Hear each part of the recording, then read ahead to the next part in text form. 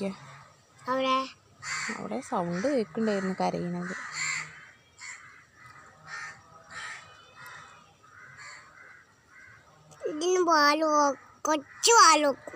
എന്തിന് പൈക്കുണ്ടോ? ഒന്നതിൻ്റെ അമ്മേനോട് കൊടുക്കാൻ പറയുന്ന. അമ്മ എവിടെ പോയതാവല്ലേ? ചോക്ലേറ്റ് വാങ്ങാനോ? പൂച്ചയ്ക്കോ? എപ്പോഴാ വരികയാവല്ലേ? ആരെ?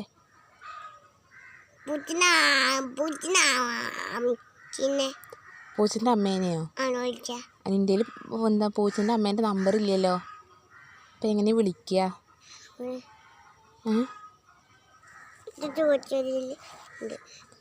അതല്ല, പൂച്ചേൻ്റെ അമ്മേനെ എങ്ങനെ വിളിക്കുക ഞാൻ?